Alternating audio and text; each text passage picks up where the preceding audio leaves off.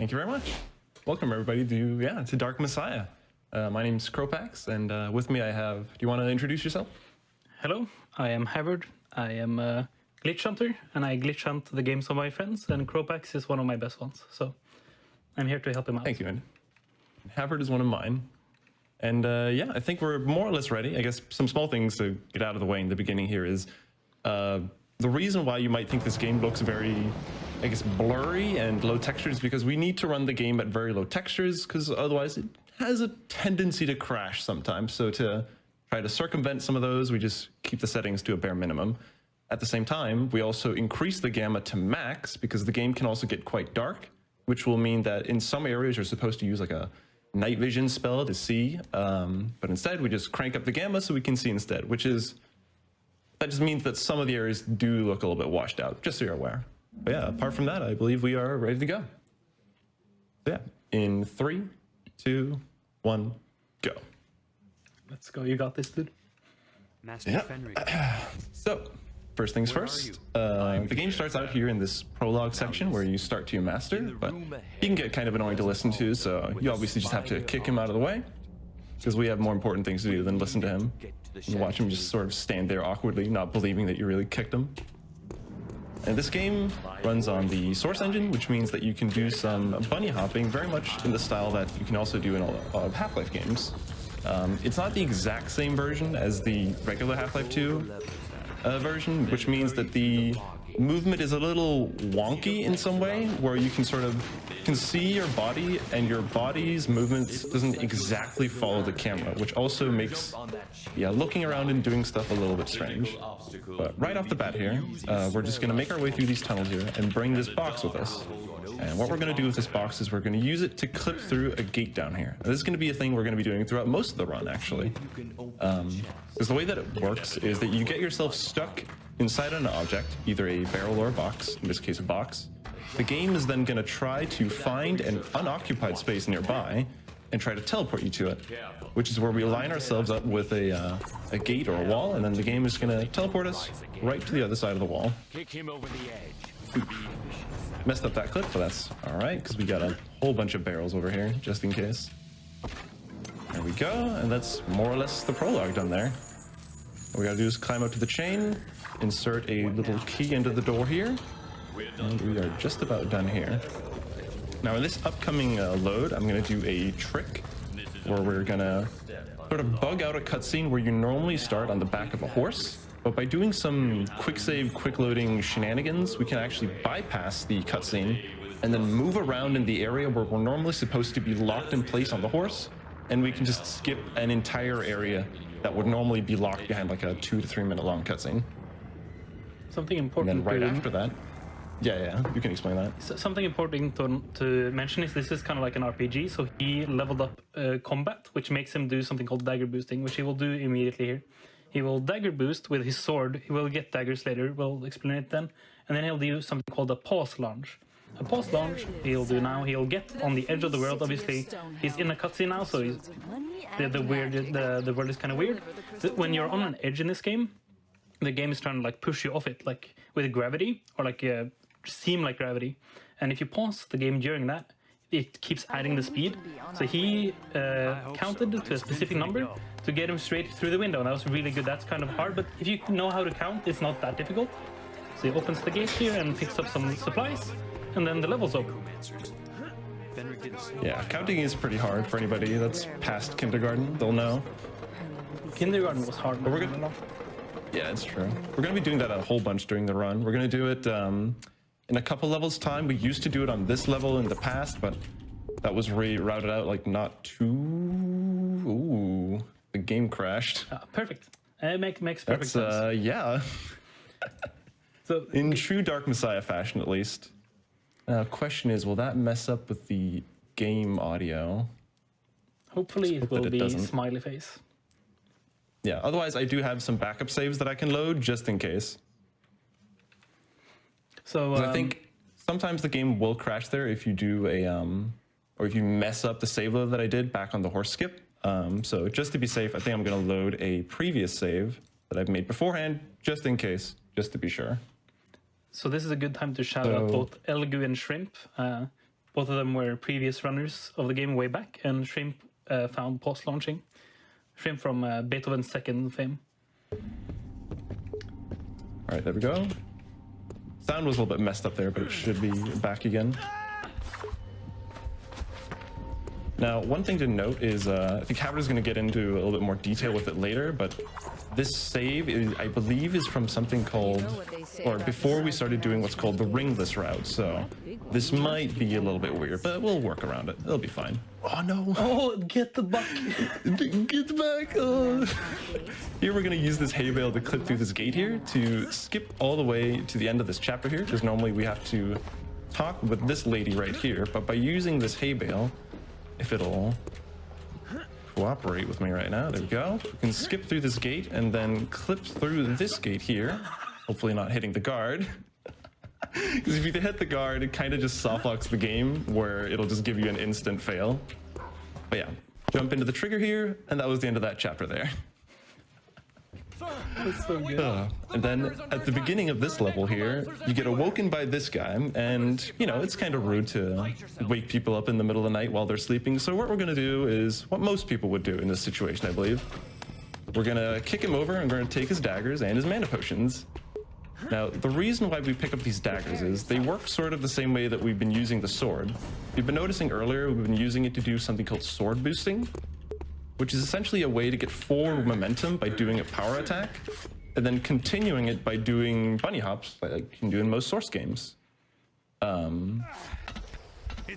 the thing about the daggers is they can do the same thing as the swords, except they can do it even better, because they can do what's called a double dagger boost, which is what I just did right there. Essentially, it's just doing an extra animation with the daggers, which just means that you can essentially get double the momentum. You see there, you sort of get 2 slices with it. And with that, you can use that to generate a whole bunch of momentum to do some crazy tricks and go to some areas that you're not at all intended. So here we're just jumping across some rooftops like there's no tomorrow. Do you want to explain what the ringless is, by the way? Yeah, we can try it. Right, so in this level, you were supposed to get a ring that gave you mana, and we needed mana in the game before, like the previous routes, because there's a spell called Sanctuary that gives you invulnerability, and that's really helpful to negate fall damage. But now we've found a way to not need the ring, and that way we can void clip, which we can explain fast. Void clipping is when you're out of bounds and the game tries to put you somewhere after a save load, and in this case it pushes you upwards in this source engine, but in other source engines it pushes you down. So it's kind of weird that this source engine is pretty wonky compared to the rest. But see, now it's just in bounds again, and now we don't have the ring, so we don't have invulnerability, but that's fine because this run just doesn't need it. Yeah, we found a whole bunch of ways to sort of work around those areas where we would normally need the Sanctuary spell to get that invulnerability. But we'll get to that later. That's first in the later part of the run. What's going on? Here, there's normally a cutscene with this character here. This is Leanna again that you saw earlier, but it's kind of slow to talk to her, because normally you're locked inside this room. You have to wait for her cutscene to finish, but you can just clip outside the room and then board the ship from the gangplank, even though the NPC, which is the one stuck in our head, by the way, in case you're not familiar with the story of this game, there's a demon succubus lady stuck inside your head that does nothing but whisper sweet nothings throughout the entire thing. And that's the level over. Oh, yeah, that was a really smooth level, by the way. Really good. Yeah, that was really nice. By the way, this is where the first really long cutscene is, so if you have any donations, then go ahead. Oh, we sure do. We have a $250 donation from Lil Mac saying, first time, long time, happy to donate in time to see one of my favorite games.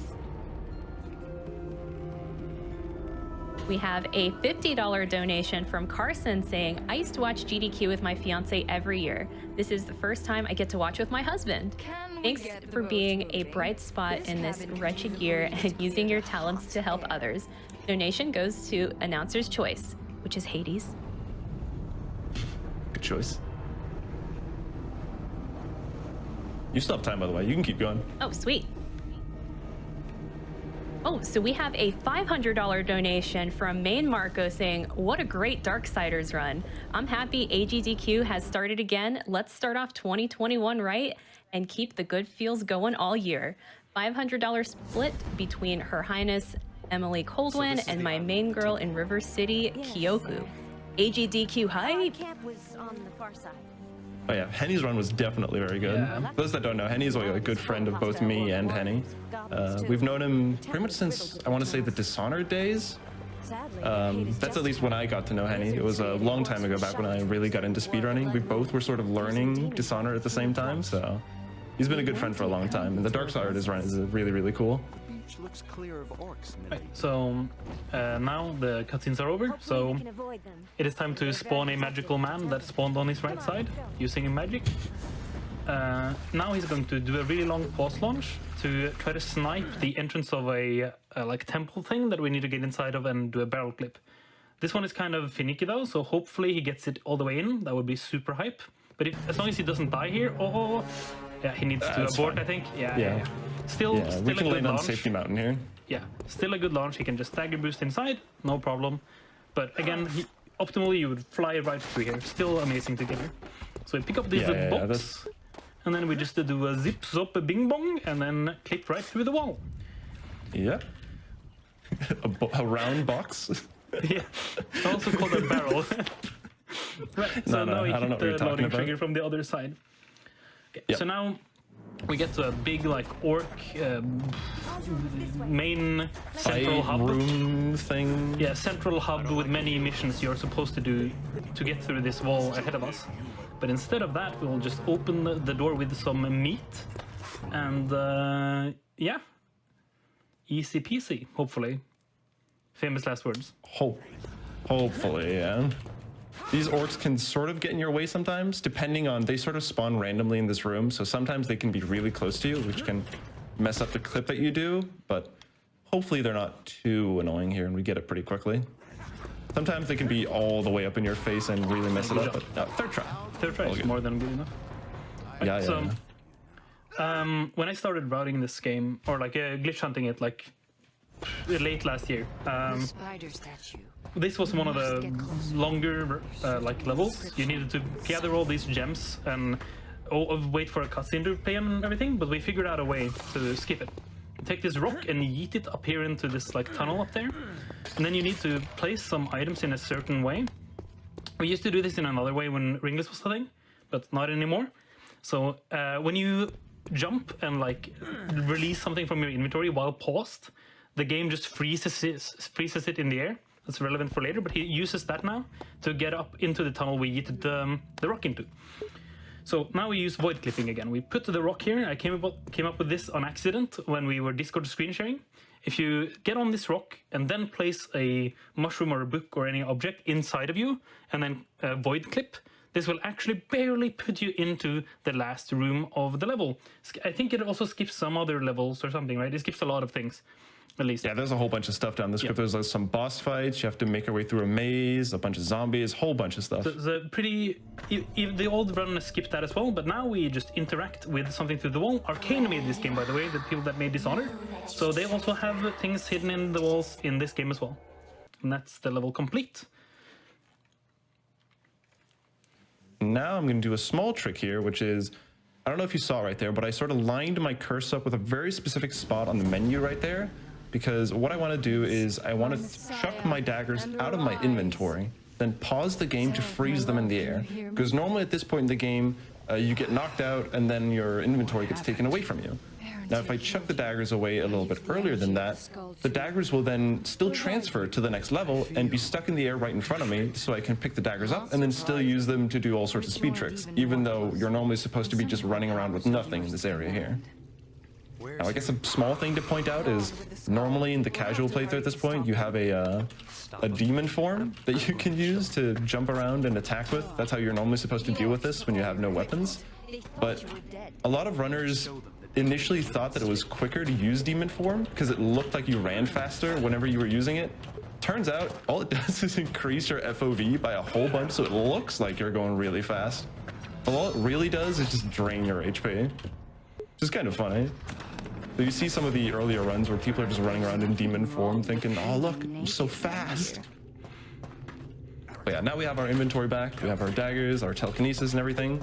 And then here, we're gonna do quite a neat trick. Here there's a boss fight against this giant Cyclops guy, but instead, we're just going to do some neat movement here and try to do a bounce off of this little mound next to this giant mine cart or something. And hopefully we can just skip this entire area in just a quick little swift movement, if I can get it here. You can also skip this part with pulse launches and void clipping, but the daggers are the fastest way. Yeah.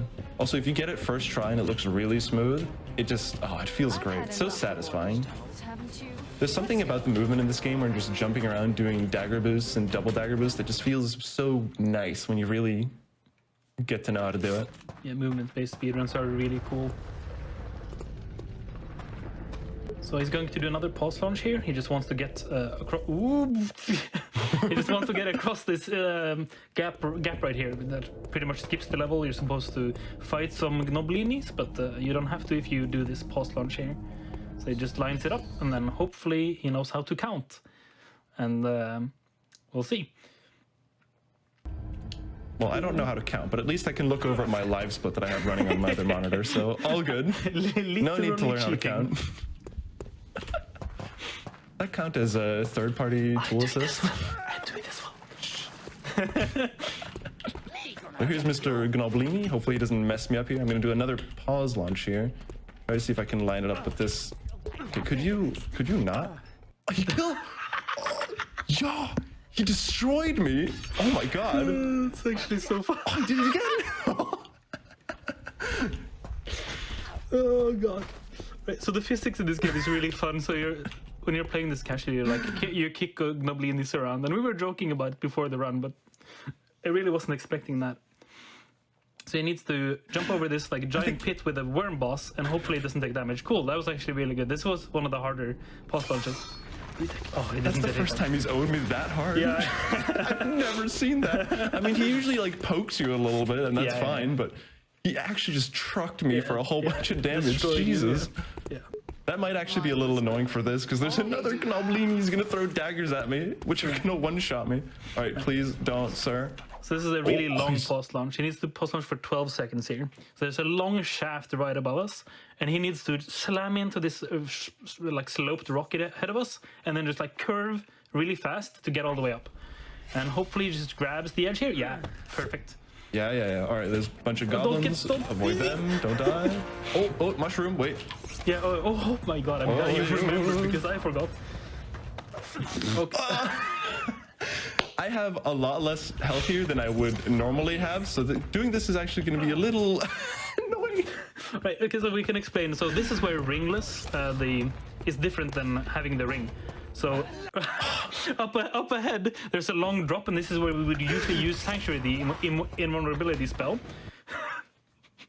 to negate fall damage. But we have to jump to like a metal rope, a metal chain rope, instead. Oh yeah, just navigate to the Gnoblinis. Don't die. What? I blocked it. What? It's a fighting game now. Oh no, dude! I have to kick him. This is too good. Okay, go on. Okay, we're good. Just escape. We made it. Escape. Escape. Okay. Cool. Perfect. Right. Great. Cool. Yeah, All right, we did it. Right, so We he just made needs to dagger boost down to this chain right here, and then hopefully it doesn't mess it up, and then ding and dong. Perfect. Okay. Yep. Okay, and now the game became Indiana Jones, and he needs to not trigger a boulder. Also, this is a boss. Goodbye. That's very important for the run. Yeah, your speedruns are not valid if you don't do that. No. Also, it might be mildly annoying, but because I have so little HP, the screen turns red, which, is not something that usually happens here. I'm kind of wondering about this next split that's going to come up right here. I thought this was called Dark Messiah, not Red Messiah. That's true. I mean, it can be both. It can be dark red. Oh, yeah, good point. Yeah. Right, so he does a double dagger boost here. That's really good, actually. I was never able to learn that. To just skip that entire area. We needed the rope bow for a lot of things so far. What's a rope bow? Neither do I know. Right, so again, we don't have Sanctuary for this part, so that's perfect with 1 HP. God Gamer. Right, so now we just skip and then bing bong. Yeah, land in the ocean and trigger a cutscene and just talk to this night guy called Duncan from underwater. Yeah, you have some time for donations here if you'd like again. Where's Leon? Going to tell the nice man the truth, my love? Sounds perfect. I'm sorry. We have a $25 donation from Absdefeg saying, "You can't kill Parthenax. That's just mean. Save the dragon." We lifted anchor and left the island. Damn. When?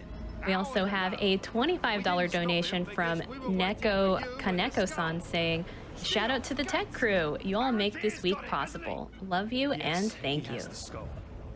I'm going back to Stonehelm to the necromancer lairs under the city. And when I want to give a quick shout out to a runner called Razgrills of this game who ran this game at a GDQ, I want to say, I believe it was 3 years ago at this point, which was obviously an in-person GDQ, and he decided to do the run while wearing a t-shirt of my face on it. Now, sadly, I couldn't get one made in time for this, so just imagine there's a giant picture of a Razgrills on my chest right now.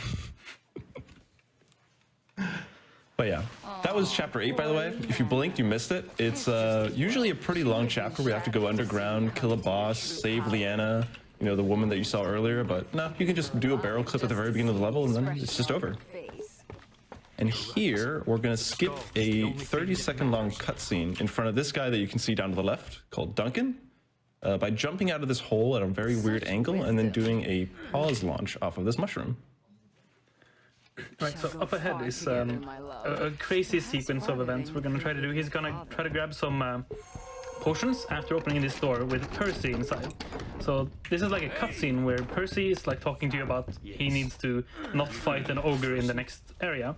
So it's just a timed event, so Crow's gonna do a bunch of stuff while the timed event is going on. So we're grabbing a bunch of like mushrooms and potions that we need for later, and then we want to escape this room that is unescapable. So we're grabbing some barrels through the wall and putting them through the wall, then we're grabbing another one, and then we're using that to clip outside.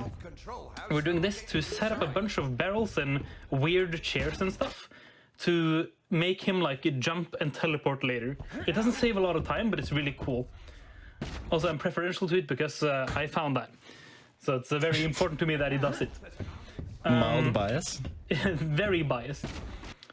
But right now he's not doing it. Bad boy. Go. Don't worry, I'll get it eventually. Alright. Right, so when he gets out of the room, he needs to... he's supposed to like go through this entire area and find a key inside of this house ahead. But you can actually just grab it through the wall because Arcane Studios. Again, it's truly amazing that we can actually do this because then we don't have to do the rest of the level. Also, you can grab these barrels also through these walls and then place them at perfect positions where Percy's going to be later. And if we do that and close the door, then when he tries to open the door, he'll get kind of borked and he'll try to teleport to the next available space, which he's like programmed to go to. And if we block them all, so Crow's trying to get this candelabra and a chair. And if it does this fast enough, Percy will... Oh, okay. But we made Percy teleport quite a bit, saving a few seconds. And it's better than watching a, auto-scroller. So we've actually been able to save some time here, which is really cool. Yeah, this entire strat is sort of very reminiscent if you've watched a Half-Life 2 speedrun in the past, where they sort of bonk people on the head with objects to make them teleport forward. It's the same concept. Instead, here, we're not bonking people on the head, we're just sort of blocking their path with items that you can find and put down on the ground. And same there, he just hit him to make him teleport. Like when he's on the ladder, he just gets Omega borked if he like gets hit when on the ladder. Exactly like you said, reminiscent of Half-Life 2. Exactly. This has been the single most favorite Demon run I've ever seen so far. I don't know what you're talking about. This is a flawless run. So absolutely average, completely normal. Everything. Oh my god. No comment on that one, alright? I don't want to talk about anything that's going on. Oh, yeah. Right, yeah, so this level's pretty much over now. We just did some dagger boosting and then, level's over. Yep. Pretty quick and neat little level there. Now, this level is a little bit interesting because first off, you're going to exit this house and then run past a whole bunch of homeless people that are swiping out after you. And then, pardon me, sir. Excuse me. Pardon me, making my way through. Gonna go up these stairs here and then grab a hay bale. Normally you're supposed to escort Percy through this section here, but we're just gonna clip past without him. The reason why we're bringing this hay bale is because we're gonna do a clip on the next map, so we need to bring this hay bale with me, or with us, because there is no convenient object to clip with on the next map, sadly. We have to bring this one along with us. We're gonna see if we can do some nice dagger boosts and then mid-air picking up the hay bale so we can still maintain all of our momentum.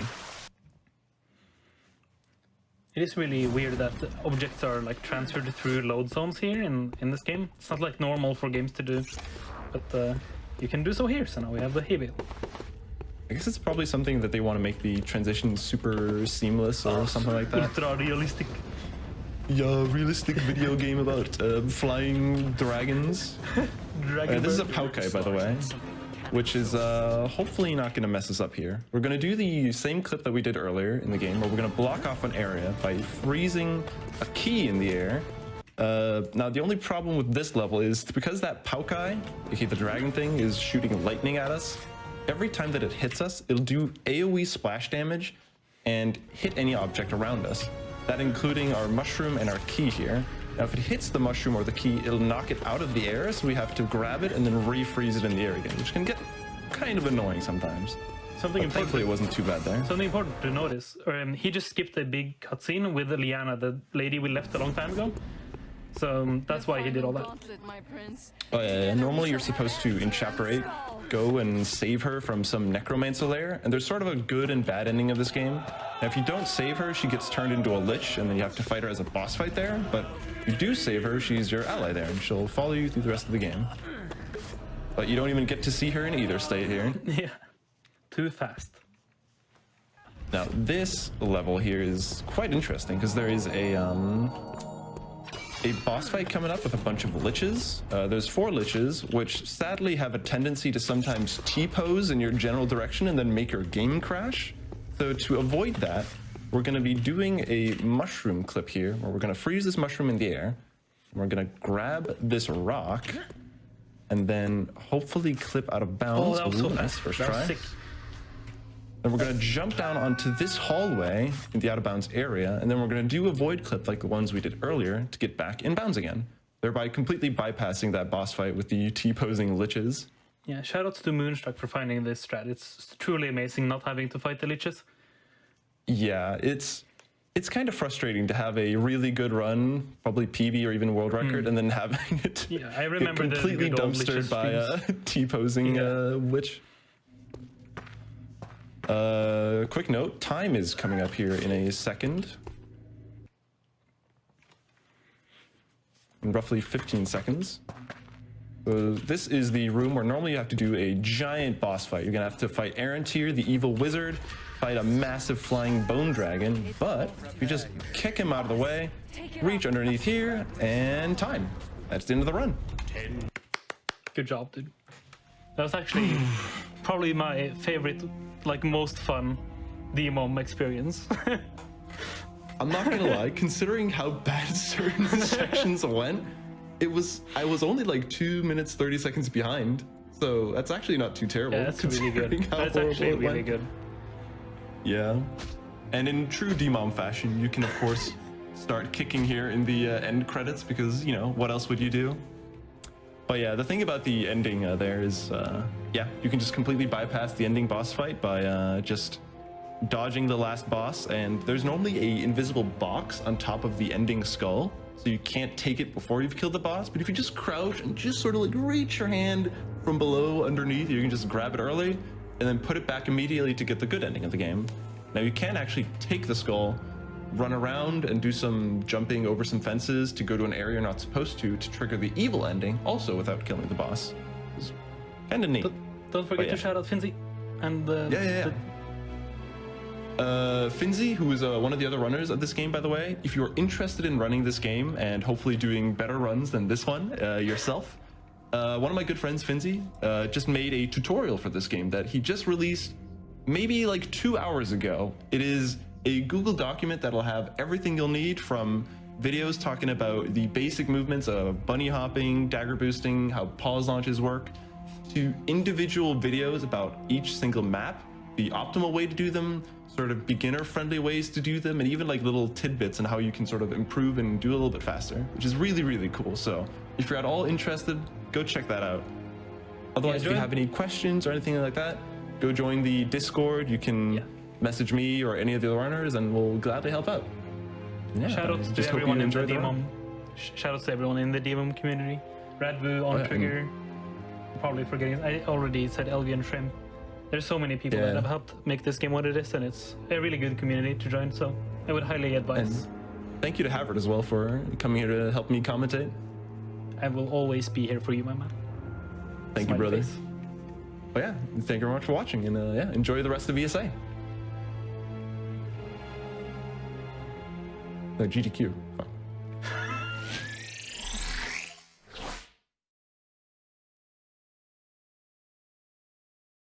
Well done, and GG's Cropax. That was such a great run to watch. We have a $50 donation from Pete saying, Dark Messiah's physics are always jank in the best way. Loving seeing you double jank him for the win. We have a $10 donation from Chippy Dip saying, Zip, zop, bing bong are my 2021 words to live by.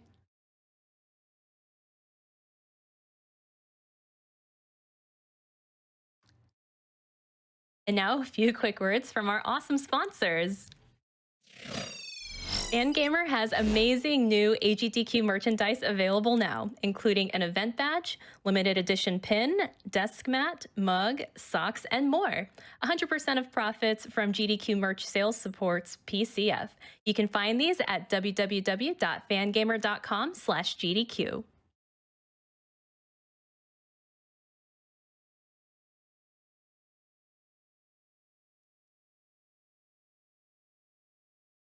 Devolver Digital has a cool new game called Loop Hero.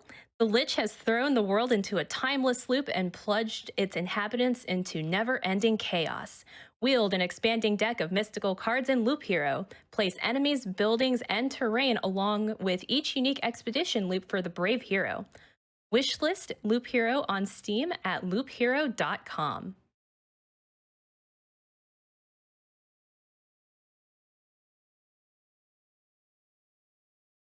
And now for a quick Twitch ad.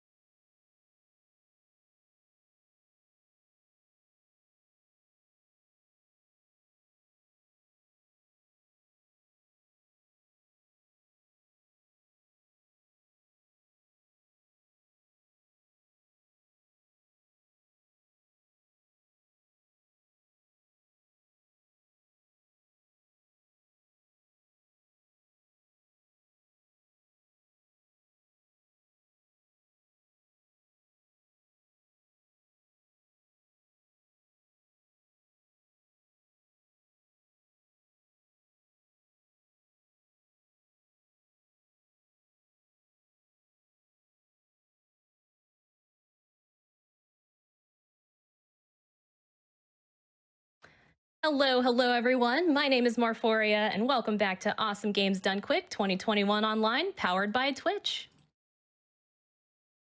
We have a $100 donation from Hayomoto saying, is it even possible to run Skyrim glitchless? I think many of us have tried, but later ambushed by floating old women and backwards flying dragons. I have to see this.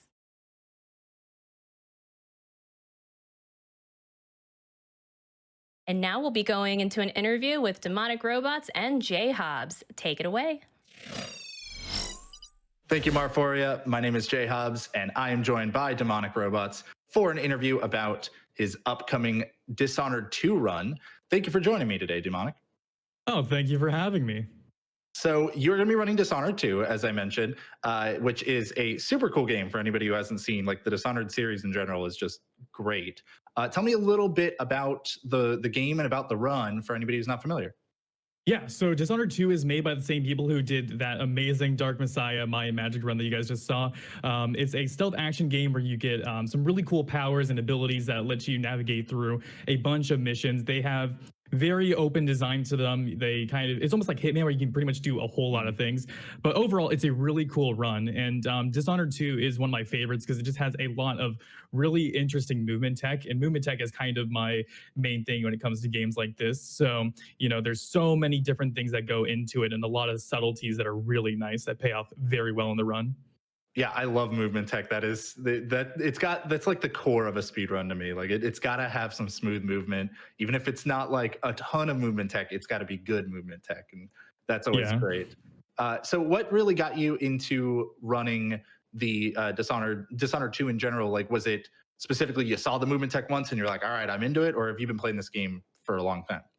It was a little bit of both. I'm actually a very recent runner compared to a lot of the other like really good players like Zero Death and Bernie. The way I got into it is I ran We Happy Few, one of the DLCs at the last GDQ event. And afterwards I was like, I liked the game and I liked the run, but I kind of want something with a little bit more glitches and style to it.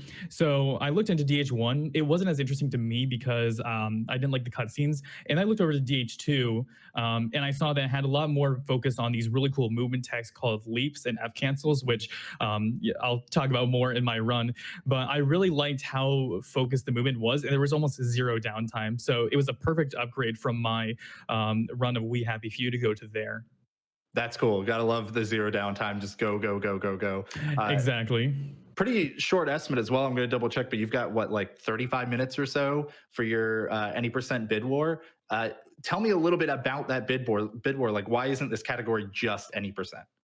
Yes. So for the character choice that we're doing for the bid war, it actually isn't just, you're playing as one character or the other, but they're exactly the same. They actually have two completely different powers. So the game, you have these kind of magical abilities, and they mainly have movement capabilities to them. So Emily, as a character, gets an ability called Far Reach, which essentially acts as a grappling hook. She throws out her power and gets lurched forward to that position. And that can allow you to carry your momentum. It allows you to do a couple of different tricks, and it works differently compared to Corvo's ability. Corvo was the main character from the first game, and he has an ability called Blink, which is literally just a teleport. So he doesn't have the momentum. He can work better a little bit more when going up vertically, but they actually have very different powers, and it changes the run in a lot of very subtle but important ways. Even though they are the same estimate, they still have different things that are applied to them, and they have different ways of going around things. One example is there's an out of bounds about halfway through the run, a little bit over that, and both of them are able to do it, but they do it in very different ways. Oh, wow. That's cool. I love when you can find like different setups and different ways to do common tricks like that. Now, I'm somebody who is a little more familiar with Dishonored 1 and the way that kind of blink works. So I'm excited to potentially see the other characters see that grapple. Which one are you kind of hoping is going to win, or are you happy to show off either one? Originally, I would have said Emily. Emily was the one that I learned, and I did her for quite a long time. Corvo was a little bit more of a recent one. I was hoping that Emily would win because obviously I was more comfortable with her, but recently I've been putting a lot of work into Corvo, so now I'm at the point where I'm kind of would be just happy showing off both, and I even almost want Corvo to win because I put a lot of effort into him, and he has some really cool stuff to him. And along with that, we saw Emily by Blood Thunder, who's going to be one of my commentators in 2016, and it's, I thought it'd be nice to have an Emily run and a Corvo run, but overall, both of them are going to be very exciting and very fun to watch. That's awesome to hear. I do want to talk just a little bit more about you as a runner, though, as well. You've run actually quite a few different games, from a cursory glance at your speedrun.com profile and stuff. Some other similar movement tech games, like you said, but you and I were also chatting before this about how there's a lot of PS2 games you're really interested in. What's kind of piqued your interest lately? What kind of other games have you enjoyed speedrunning, either in the past that you maybe want to return to, or just something that you're looking forward to? Yeah, so I actually run a lot of PS2 games. That's kind of my main thing outside of the PC ones that I do. A few of them that I've been doing that are really cool is I do one called Siren. It's made by the same people. It's a survival horror game made by the same people who did Silent Hill. I'm sure a lot of people will know exactly what that is. It's a very cool run. It has a lot of interesting stuff because the game is designed to be more about almost like a puzzle game where you're just getting around enemies rather than being an action game. So, you have a enemy at the end of a corridor with a weapon. You have to find a way to get around them, like, maybe lure them out or something like that. And it's very cool because you can manipulate them in certain ways. Another game I run is called Raw Danger. It is a disaster survival game on the PS2 where you're playing as a bunch of characters in a flooded city. It is a very Japanese game. It has a lot of that really kind of quirky Japanese humor that's like so bad is good. And the localization is definitely interesting. One thing they wanted to do is they wanted to make people more American in the localized US version. So the best way that they did that is they made every single character in the game blonde. Every single one of them, like Jhobz, like all of them have the same color hair as him. I was like, if I, as a blonde person myself, that is the accurate representation of every American. No, exactly. That's great. So, that's actually one thing you mentioned, the kind of like puzzly aspect of Siren. And I'd say that's honestly something that's really true of just kind of a lot of stealth games also in general, stealth action games where they give you a way of like, do I want to play this as a puzzle, the stealth puzzle, or do I want to just fight this out as an action game? Is that something you enjoy about? I mean, Dishonored kind of fits into that too, I think. Is that something you kind of enjoy about those kinds of games? Yeah, I mean, now that you mention it, I can definitely see that, mainly due to the fact that like it kind of still has that action-y feel to it, but there's a little bit more creative stuff that you can do with it. And with speed running, usually you can find a manipulation with the enemies that you don't have to do the intended thing, but you can do something really cool for it. Like I said with Siren, there's one thing that you can do where, like I said, there's a sniper at the end of an area that you need to get to, and normally you're supposed to do something to lure them out, but in the speed run, we can do things where we can kind of bait shots from the sniper and then go when he's reloading. So there's a lot of stuff like that. And DH2, the non-lethal ghost category, has a few interesting tricks that are very similar to that. I only run 80%. I don't run non-lethal ghost, but either way, like there's so many cool runs regarding DH1 and 2 that like there's a lot of ways that you can get your creative juices flowing. I think it's also good having all of those options means that when you go into route like an any percent, you have so many more ways that you could go about it, right? Like sometimes maybe one's going to be more useful in one situation versus another. Well, it sounds like honestly, you and I just need to get together and chat about our games later because like we got a lot of commonality there. But unfortunately, we're about out of time. I do want to ask real fast. What's a moment for anybody who's not familiar with the Dishonored 2 run? Why should they tune in? What's one moment for them to look out for? Honestly, you're not going to want to miss the very beginning because that is going to be the coolest looking leap that you'll ever see. And it's very tight and it's very fun to watch live. All right, you heard it here first, folks. Tune into Dishonored. What's it, like a minute in or something? I would say like literally like 58 seconds, something like that. Wow. So tune in, even if you're not familiar with Dishonored 2, check it out. Give it 1 minute of your time. If you're not loving it, then peace out, and you can come back later for another game, but you probably will. Thanks so much for talking with me, Demonic. I'm looking forward to your run, and I wish you the best on it. Thank you. I appreciate it. All right. Well, we are going to go ahead and get ready for the next run. Everybody, it's Skyrim. You know it. You love it. You want to see how they can do it without glitches, even though that doesn't seem possible at all for that game. Let's find out. Have a great week, everybody.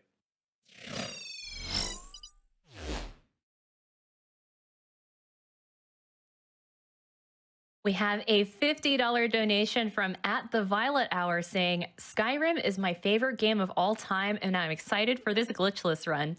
Shout out to my amazing wife, Anna, who introduced me to GDQ in 2016 and who got late night pizza with me on 11/11/2011 while we waited for Skyrim at a midnight launch. She's the ultimate gaming companion, and this donation is in her honor. Less than 3. Aw.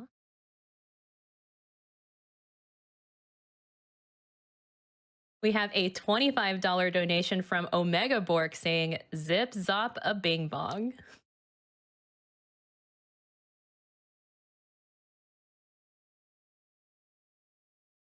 We have a $250 donation from Evan saying, putting this towards the Hades run. Long live GDQ and best wishes to everyone in 2021.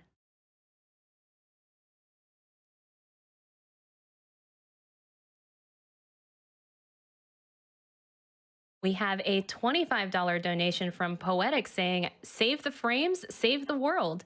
AGDQ is a wonderful way to start off a new year, and I'm so thankful for everyone who is donating their time, their skill, and their money to such a worthy cause."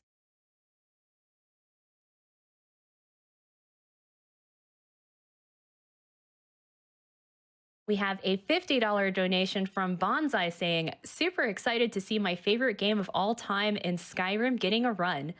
Got to put this money towards a Corvo run for Dishonored 2 so we can get that nice Blink nostalgia."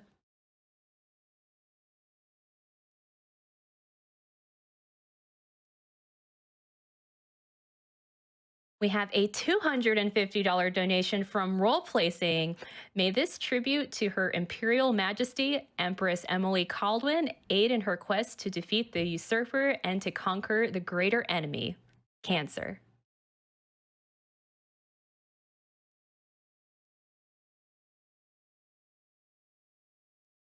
We have a $25 donation from Shady Stay saying, "Hades? Well, that's what I want. Let's go GDQ."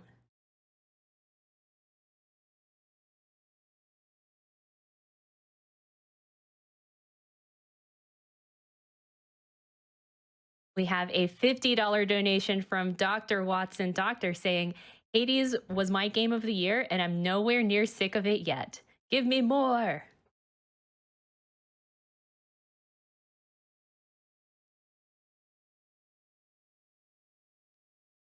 We have a $25 donation from Ronnie the Bear saying, "Let's get that Hades incentive met.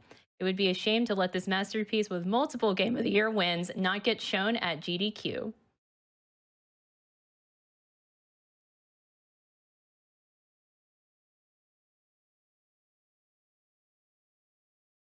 We have a $10 donation from Nights Are Scary saying, "Hi everyone, long time watching but first time donating. I want to thank everyone from GDQ for their work and the GDQ sponsors. Wishing good luck to all the runners."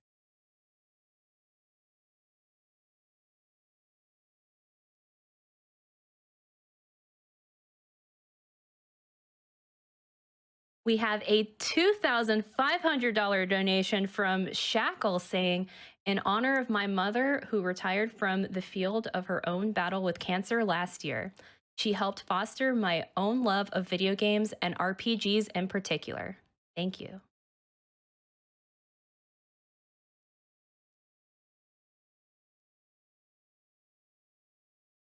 We have a $25 donation from Chris saying, "All the love to those fighting and to those who have lost their fight with cancer. This donation is in honor of my mother who lost her battle 15 years ago."